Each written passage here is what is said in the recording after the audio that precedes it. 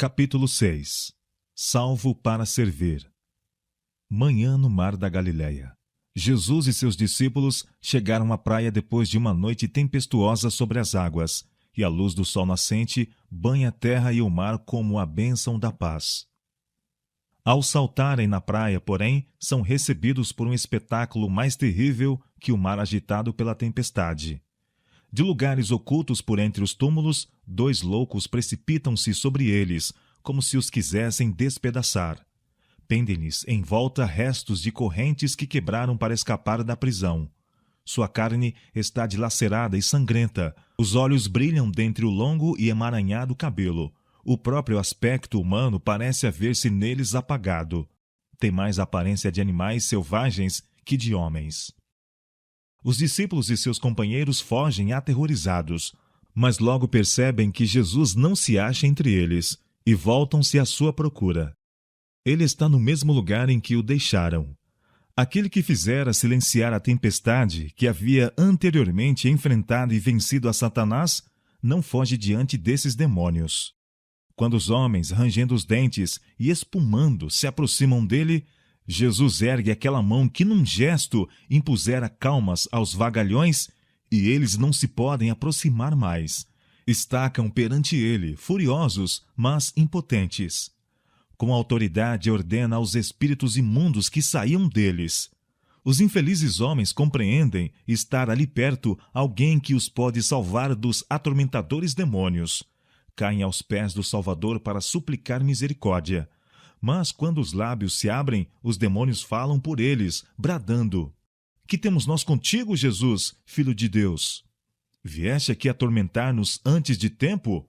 Mateus capítulo 8, verso 29. Os maus espíritos são forçados a libertar suas vítimas, e aos possessos sobrevém uma transformação maravilhosa. A luz brilha em sua mente. Os olhos iluminam-se de inteligência. A fisionomia por tanto tempo desfigurada à semelhança de Satanás torna-se de repente branda. Aquietam-se as mãos ensanguentadas e os homens erguem a voz em louvores a Deus. Entretanto, os demônios, expulsos de sua humana habitação, entram nos porcos, impelindo-os à destruição. Seus guardadores correm para anunciar o acontecido e toda a população aflui ao encontro de Jesus. Os 2 endemoniados haviam sido o terror do lugar. Agora, esses homens estão vestidos e em seu perfeito juízo, sentados aos pés de Jesus, escutando-lhe as palavras e glorificando o nome daquele que os curara. Mas os que testemunham essa maravilhosa cena não se regozijam. O prejuízo dos porcos lhe parece de maior importância que a libertação desses cativos de Satanás. Em terror, aglomeram-se em volta de Jesus, rogando-lhe que se aparte deles, no que os satisfaz, tomando imediatamente o barco para o outro lado. Muito diferente é o sentir dos restaurados possessos. Eles desejam a companhia de seu libertador. Em sua presença, sentem-se seguros contra os demônios que já lhe atormentaram a vida e arruinaram a varonilidade. Quando Jesus estava para entrar no barco, mantiveram-se bem próximo dele, e ajoelhando aos seus pés, rogam para ficar ao seu lado, onde poderão ouvir suas palavras. Mas Jesus lhes pede que vão para casa e contem quão grandes coisas o Senhor fez por eles. Ali estava uma obra para eles fazerem, ir a um lar gentio e contar as bênçãos que haviam recebido de Jesus. Duro lhes é separar-se do Salvador. Grandes dificuldades os rodearão na convivência com seus conterrâneos pagãos. E o grande afastamento em que tinham vivido da sociedade parece incapacitá-los para esse trabalho. Mas, assim que ele lhes indica o dever, estão prontos a obedecer-lhe. Não somente contaram em sua própria casa e na vizinhança o que dizia respeito a Jesus, mas foram por toda a Decápolis, declarando em toda parte seu poder de salvar e descrevendo como ele os libertara dos demônios. Embora o povo de Gersesa não tivesse recebido a Jesus, ele não os entregou às trevas que haviam preferido. Quando lhe pediram que os deixasse, não tinham ouvido suas palavras. Ignoravam aquilo que estavam rejeitando. Enviou-lhes, portanto, a luz, e por meio daqueles a quem não se recusariam a escutar. ocasionando a destruição dos porcos, era desígnio de Satanás afastar o povo do Salvador e impedir a pregação do Evangelho naquela região. Mas esta própria ocorrência despertou o povo dali como nenhuma outra coisa poderia ter feito e atraiu a atenção para Cristo. Conquanto o próprio Salvador partisse, ficaram os homens a quem ele tinha curado como testemunhas de seu poder. Aqueles que haviam sido instrumentos do príncipe das trevas tornaram-se condutores de luz, mensageiros do Filho de Deus. Quando Jesus voltou a Decápolis, o povo se aglomerou ao seu redor e por 3 dias milhares de pessoas de todos os arredores ouviram a mensagem de salvação. Os 2 endemoniados restituídos à razão foram os primeiros missionários que Cristo enviou a ensinar o Evangelho na região de Decápolis. Apenas pouco tempo haviam esses homens escutado suas palavras. Nenhum sermão de seus lábios lhe havia caído nos ouvidos. Não podiam instruir o povo como os discípulos, que tinham estado diariamente com Cristo, eram capazes de fazer. Mas podiam contar o que sabiam, o que eles próprios viram e ouviram e sentiram do poder do Salvador. É isso que pode fazer todo aquele cujo coração foi tocado pela graça de Deus. É esse o testemunho que nosso Senhor requer e por cuja falta está o mundo a perecer. O Evangelho deve ser apresentado não como uma teoria sem vida, mas como uma força viva para transformar o caráter. Deus requer que seus servos deem testemunho de que, mediante sua graça, os homens podem possuir semelhança de caráter com Cristo e regozijar-se na certeza de seu grande amor. Quer que demos testemunho de que ele não pode ficar satisfeito enquanto todos quantos hão de aceitar a salvação não forem reivindicados e reintegrados em seus santos privilégios como seus filhos e filhas.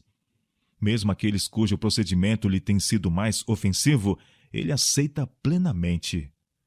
Quando se arrependem, comunica-lhes seu divino Espírito e envia-os ao campo dos desleais para proclamar sua misericórdia.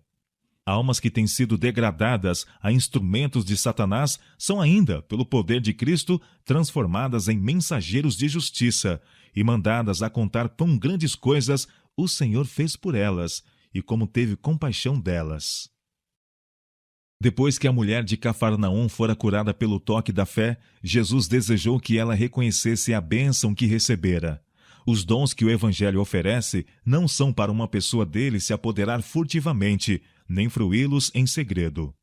Vós sois as minhas testemunhas, diz o Senhor. Eu sou Deus. Isaías capítulo 43, verso 12. Nossa confissão de sua fidelidade é o meio escolhido pelo céu para revelar Cristo ao mundo. Cumpre-nos reconhecer sua graça, segundo foi dada a conhecer por intermédio dos santos homens da antiguidade. Mas o que será mais eficaz é o testemunho de nossa própria experiência. Somos testemunhas de Deus ao revelarmos em nós mesmos a atuação de um poder que é divino. Cada indivíduo tem uma vida diversa da de todos os outros e uma experiência que difere muito da deles. Deus deseja que nosso louvor ascenda a Ele, levando o cunho de nossa própria personalidade. Esses preciosos reconhecimentos para louvor da glória de sua graça, quando confirmados por uma vida semelhante à de Cristo, possuem irresistível poder, eficaz para a salvação de almas. É benefício para nós o conservarmos viva na memória cada dádiva de Deus. Por esse meio, a fé é fortalecida para invocar e receber mais e mais. Há maior ânimo na mínima bênção que nós mesmos recebemos de Deus do que em todas as narrações que possamos ler da fé e experiência de outros. A alma que corresponde à graça de Deus será como um jardim regado. Sua saúde apressadamente brotará, sua luz brilhará nas trevas, e sobre ela se verá a glória do Senhor. Que darei eu ao Senhor por todos os benefícios que me tem feito? Tomarei o cálice da salvação, e invocarei o nome do Senhor. Pagarei os meus votos ao Senhor agora, na presença de todo o seu povo. Salmo 116, versos 12 a 14. Cantarei ao Senhor enquanto eu viver. Cantarei louvores ao meu Deus enquanto existir. A minha meditação a seu respeito será suave. Eu me alegrarei no Senhor. Salmo 104, verso 33 e 34. Quem pode referir as obras poderosas do Senhor? Quem anunciará os seus louvores? Salmo 106, verso 2. Invocai o seu nome, fazei conhecidas as suas obras entre os povos. Cantai-lhe salmos, falai de todas as suas maravilhas, gloriai-vos no seu santo nome. Alegre-se o coração daqueles que buscam ao Senhor. Salmo 105, versos 1 a 3. Porque a tua benignidade é melhor do que a vida, os meus lábios te louvarão. A minha alma se fartará como de tutano e de gordura, e a minha boca te louvará com alegres lábios, quando me lembrar de ti na minha cama e meditar em ti nas vigílias da noite, porque tu tens sido o meu auxílio. Jubiloso cantarei refugiado à sombra das tuas asas. Salmo 63, versos 3 a 7. Em Deus tenho posto a minha confiança. Não temerei o que me possa fazer o homem. Os teus votos estão sobre mim, ó Deus. Eu te renderei ações de graças, pois tu livraste a minha alma da morte, como também os meus pés de tropeçarem, para que eu ande diante de Deus na luz dos viventes. Salmo 56, versos 11 a 13. Ó Santo de Israel, os meus lábios exultarão quando eu te cantar, assim como a minha alma que tu remiste. A minha língua falará da tua justiça todo dia. Salmo 71, versos 22 a 24. Tu és a minha esperança, desde a minha mocidade. O meu louvor será para ti constantemente. Salmo 71, versos 5 e 6. Farei lembrar do teu nome, pelo que os povos te louvarão eternamente. Salmo 45, verso 17. O convite evangélico não deve ser limitado e apresentado apenas a alguns escolhidos que, supomos, nos farão honra se o aceitarem. A mensagem deve ser dada a todos. Quando Deus abençoa seus filhos, não é apenas por amor deles mesmos, mas do mundo. Quando nos confere seus dons, é para que os multipliquemos transmitindo-os a outros. A samaritana que conversou com Jesus, junto ao poço de Jacó, mal achou o Salvador, levou outros a ele. Mostrou-se mais eficiente missionária que os próprios discípulos. Esses nada viram em Samaria que indicasse ser ela um campo animador. Tinham os pensamentos fixos numa grande obra a ser efetuada no futuro. Não viram que mesmo junto deles estava uma colheita a fazer. Mas, por intermédio da mulher a quem desprezavam, toda uma cidade foi levada a ouvir Jesus. Ela levou imediatamente luz a seus conterrâneos. Essa mulher representa a operação de uma fé prática em Cristo. Todo verdadeiro discípulo nasce no reino de Deus como um missionário. Assim que vem a conhecer o Salvador, deseja pôr os outros em contato com ele. A santificadora verdade não pode ficar encerrada em seu coração. Aquele que bebe da água viva torna-se uma fonte de vida. O recipiente vem a ser um doador. A graça de Cristo na alma é como uma fonte no deserto, vertendo para refrigerar a todos e fazendo com que os prestes a perecer tenham sede da água da vida. Fazendo esta obra, é recebida uma maior bênção do que se trabalhamos unicamente para nos beneficiar a nós mesmos. É trabalhando para disseminar as boas novas de salvação que somos levados perto do Salvador. Dos que recebem sua graça, diz o Senhor: e a elas e aos lugares ao redor do meu outeiro eu porei por bênção, e farei descer a chuva a seu tempo, chuvas de bênção serão. Ezequiel capítulo 34, verso 26. No último dia, o grande dia da festa, Jesus pôs-se em pé e clamou, dizendo: se alguém tem sede, venha a mim e beba, e quem crê em mim, como diz as Escrituras, rios de água viva correrão do seu ventre. João capítulo 7, versos 37 e 38. Os que recebem devem comunicar a outros. De todas as direções, vêm pedidos de auxílio. Deus roga aos homens que ministrem alegremente a seus semelhantes. Há coroas imortais a conquistar. Temos a ganhar o reino do céu. O mundo, a perecer na ignorância, tem de ser iluminado. Não dizeis vós que ainda há 4 meses até que venha a ceifa? Eis que eu vos digo: levantai os vossos olhos e vede as terras, que já estão brancas para a ceifa. E o que ceifa recebe galardão e ajunta fruto para a vida eterna. João capítulo 4, versos 35 e 36. Por 3 anos, os discípulos tiveram diante deles o maravilhoso exemplo de Jesus. Dia a dia, andavam e falavam com ele, ouvindo-lhe as palavras de ânimo ao cansado e oprimido, e assistindo às manifestações de seu poder em favor do doente e do aflito. Ao chegar o tempo em que devia deixá-los, deu-lhes a graça e poder para levar avante sua obra em seu nome. Deviam irradiar a luz de seu evangelho de amor e cura. E o Salvador prometeu que sua presença estaria sempre com eles. Por meio do Espírito Santo, Jesus estaria mesmo mais perto deles do que quando andava visivelmente entre os homens. A obra que os discípulos fizeram, também nós devemos fazer. Todo cristão deve ser missionário. Cumpre-nos, em simpatia e compaixão, servir aos que necessitam de auxílio, buscando com abnegado zelo aliviar as misérias da humanidade sofredora. Todos podem encontrar alguma coisa para fazer. Ninguém deve achar que não há lugar em que possa trabalhar por Cristo. O Salvador se identifica com todo filho da humanidade. Para que nos pudéssemos tornar membros da família celeste, ele se fez membro da família da terra. É o Filho do homem, e assim o irmão de todo filho e filha de Adão. Seus seguidores não devem se sentir separados do mundo que está a perecer em volta deles. Fazem parte da grande teia da humanidade, e o céu os considera como irmãos dos pecadores da mesma maneira que dos santos.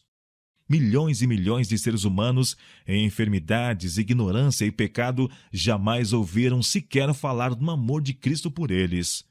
Fossem nossa posição e a sua invertidas, que desejaríamos que eles fizessem por nós? Tudo isso, o quanto estiver ao nosso alcance, devemos nós fazer por eles. A regra da vida de Cristo, segundo a qual todos nós devemos subsistir ou perecer no juízo é: tudo que vós quereis que os homens vos façam, fazei-lhe também vós. Mateus capítulo 7, verso 12. Por tudo que nos confere vantagem sobre outros, seja educação, seja refinamento, nobreza de caráter e instrução cristã, seja experiência religiosa, achamo-nos em dívida para com os menos favorecidos, e, tanto quanto esteja em nosso poder, cumpre-nos servi-los. Se somos fortes, devemos apoiar as mãos dos fracos. Anjos da glória, que veem sempre a face do Pai no céu, regozijam-se em servir aos seus pequeninos. Os anjos se acham sempre presente onde mais necessários são, ao lado dos que têm a mais dura batalha contra o próprio eu e cujo ambiente é o mais desanimador. Fracas e trementes almas que têm muitos objetáveis traços de caráter são seu especial encargo. Aquilo que corações egoístas considerariam como serviço humilhante, servir aqueles que se acham na miséria e são em todos os aspectos inferiores em seu caráter, eis a obra dos puros e santos seres das cortes do alto. Jesus não considerou o céu um lugar desejável enquanto nós nos achávamos perdidos. Abandonou as cortes celestes por uma vida de ignominia e insulto e uma morte vergonhosa. Aquele que era rico do inapreciável tesouro do céu tornou-se pobre, para que por meio de sua pobreza nós nos pudéssemos enriquecer. Cumpre-nos seguir na senda por ele trilhada. Aquele que se torna um filho de Deus deve, daí em diante, considerar-se como um elo na cadeia descida para salvar o mundo, um com Cristo em seu plano de misericórdia, indo com ele a buscar e salvar o perdido. Muitos acham que seria grande privilégio visitar o cenário da vida de Cristo na terra, andar pelos lugares por ele trilhados, contemplar o lago à margem do qual gostava de ensinar, e os montes e vales em que tantas vezes pousaram seus olhos. Mas não necessitamos ir a Nazaré, a Cafarnaum ou a Betânia para podermos andar nas pegadas de Jesus. Acharemos os vestígios dos seus passos ao lado do leito do enfermo, nas favelas, nas apinhadas avenidas das grandes cidades e em todo lugar em que há corações humanos necessitados de consolação. Temos de alimentar o faminto, vestir o nu, confortar o aflito e o sofredor. Devemos ajudar os que estão em desespero e inspirar a esperança aos destituídos dela. O amor de Cristo, manifestado no ministério abnegado, será mais eficaz na reforma do malfeitor do que a espada ou o tribunal de justiça. Esses precisam incutir terror ao transgressor da lei, mas o amorável missionário pode fazer mais do que isso. Muitas vezes o coração que se endurece sob a reprovação abranda-se ante o amor de Cristo. O missionário não somente pode aliviar as doenças físicas, como pode conduzir o pecador ao grande médico, o qual é capaz de curar a alma da lepra do pecado. Por intermédio de seus servos, designa Deus que os doentes, os desafortunados e os possessos de espíritos maus hão de escutar sua voz. Por meio dos instrumentos humanos, ele deseja ser um consolador como o mundo desconhece. O Salvador deu a própria vida, a fim de estabelecer uma igreja capaz de ajudar aos sofredores, aos aflitos, aos tentados. Um grupo de crentes pode ser pobre, destituído de educação e desconhecido. Todavia, em Cristo podem fazer uma obra no lar, no lugar em que vivem e mesmo em terras afastadas, obras cujos resultados serão de alcance tão vasto como a eternidade. Não menos que aos seguidores de Cristo outrora, são dirigidas aos de hoje essas palavras: É-me dado todo o poder no céu e na terra, portanto ide, ensinai todas as nações. Mateus capítulo 28, versos 18 e 19. Ide por todo o mundo, pregai o evangelho a toda criatura. Marcos capítulo 16, verso 15.